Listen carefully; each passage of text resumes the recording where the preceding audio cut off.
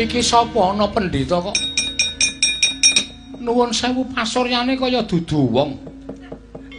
Oh, baruna kae kok tak plurut tenan kok. Ngapusi karo aku jare tak dandani pendhita bagus. Lambene kok nganti turah-turah semono. Iki sapa? Pendhita Klayang Kabur Kangenan. Klayangku. Wingi ora sah nyanyi to, jenengmu ki sapa? Begawan Godho Githik. Begawan Godho Githik. Piye? Kok mesam-mesem apa jenengku lucu apa? Ora. Apik lagi iki aku ngerti jeneng Godho Githik. Kuwi arep nggo githik apa? Nggo githik sesuatu. Ora perlu ngerti. Kowe sapa Prabu Kresna? Weh lah. Ampuh tenan iki. Janaka unten dawuh. Takon aku disebut jenenge Prabu menika tiyang kondang. Menawi kalian kula dereng kantenan ngertos. Kowe sapa Janaka? Kowe lagi lara ati ya? Kowe lagi lara ati mergo yangmu dipek wong, ta? Sobat ambiar kowe. Ora usah wedi citra ing janji, jogeti wae. Santai. Kaya jagati ming sak godhong jati wo jembar kuwi. Anu sak godhong kilor. Sak godhong kilor, heeh. Maksudnya kedatanganmu ada apa? Ora iki Janaka iki kok ana pendhita kok lucu lho. Omongane iki sarwa guyokake. Aku njaluk tulung. Nek njaluk tulung tak tulungi, nek njaluk dhuwit aku ora duwe. Aku njaluk tulung karo kowe. Heeh. Aku kuwi duwe mungsuh. Jenenge Bagong. Lho. Bagong? Iya. Bagong kok wani ngepek utawa wani kurang ajar karo Dewi Banowati ki ora wangun to? Ora wangun. Lah nek kowe iso mateni Bagong sing eneng negara Ngastina kae, kowe njaluk apa-apa tak turuti. Wis to aja kuwatir. Kowe njaluk apa-apa tak turuti. Njaluk kon nyutke cangkemmu tak turuti kok. Apa kon nyutke matamu sing kaya ndok dadar? Kita ngerti karo aku. Ora masalah. Nendi sing jenenge Bagong.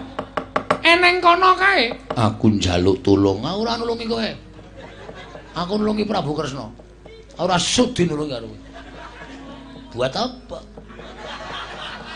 Macem-macem. Tak tulungi Sinuwun Dwarawati. Iya. Begawan Godho Githik. Heeh. Apa kowe? Tumindak ora tau dipikir. Nganti nasibku ketoyong-toyong kaya ngene. Nganti aku nyemplung segara. Waduh.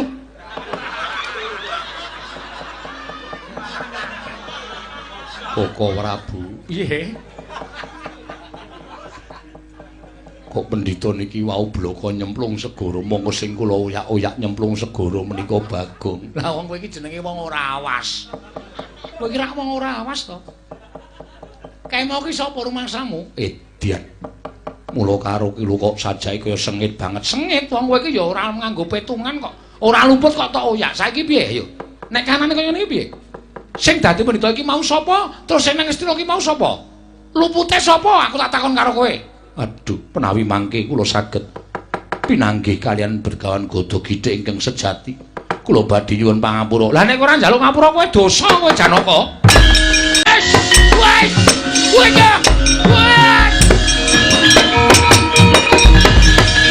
Wah, jiret. Iki sing marahi aku kenang masalah. Setan tenan. Lho sapa iki suarane kok padha karo aku, padha wae. Walah persis tenan. Setan rata-tatanan. Sawa Begawan Godho Githik. Kowe sawa? Aku Bagong ngandel ora. Tobat. Pangeran pengen wonten menapa? Iki lho ana kere munggah ning Taman Sari. Kere matamu kowe. Tobat. Iki suarane kok padha lho, padha wae. Anggep wis sapenake dhewe. Menika terus mundur diajeng mul. Aku disayang sik.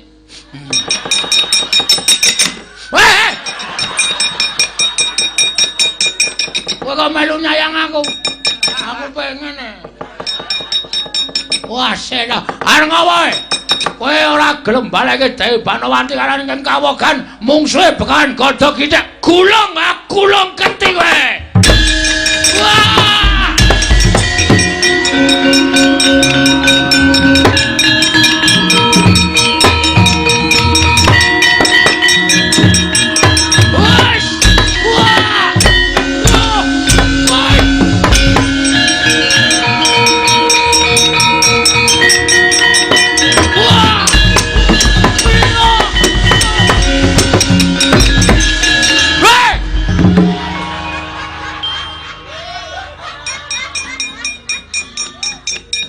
Aku kok ngedep pengilan ki piye iki?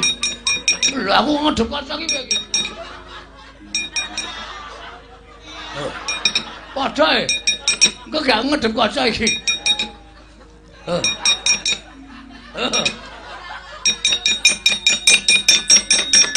Wah, sandah kowe. Topet. Wah, ini dengar padha aduh diajeng guys. Diajeng garwane mbok. Hei. Iki sing endi, Pak Tobat? Sing endi iki lho iki. Udo. Ais Banowati cenanangan. Banowati ngawur wae. Ora waton mekpek kowe Banowati. Pak Tobat malah bingung aku luweh. Iki sing marahi aku putus cinta nang kene. Oh, lah menungso ora tatanan. Kaya ndetren abang ki nyolong nang ndi. Ora kathokku tak pepe winginane to. Nek tak goleki kok ora ana jebul tok agem ngarep nggo gawe kucem asmaku kowe sing kudu mati. Kowe sing kudu mati. Wah!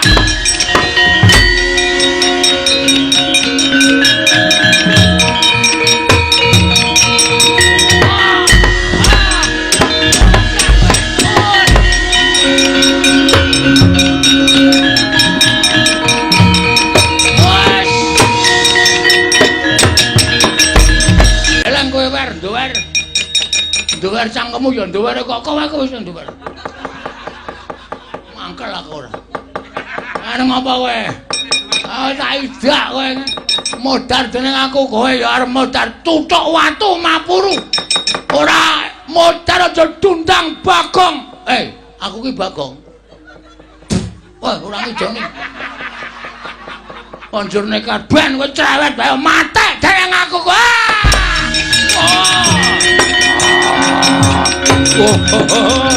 Wah. Kulo.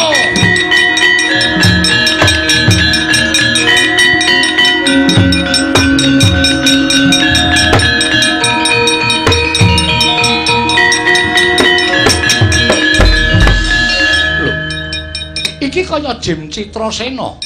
Inggih sinuwun. Kowe ingkang jaga kringin kurung negara Ngamarta, kowe mbiyen bangsaning Jim.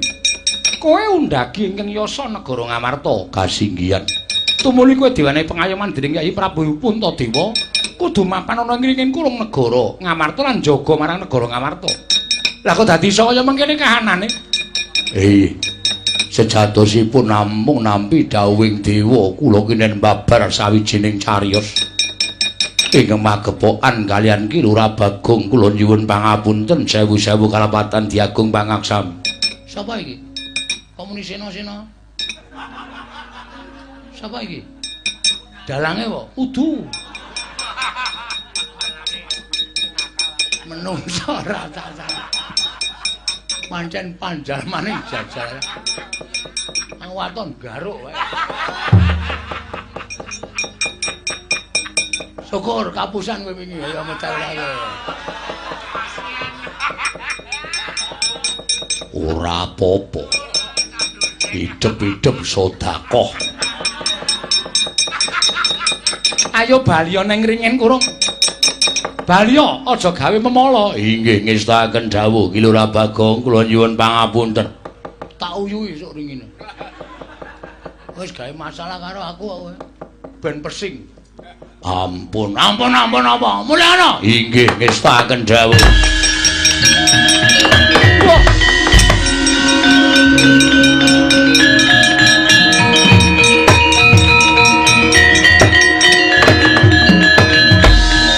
Bagong ayo mulih.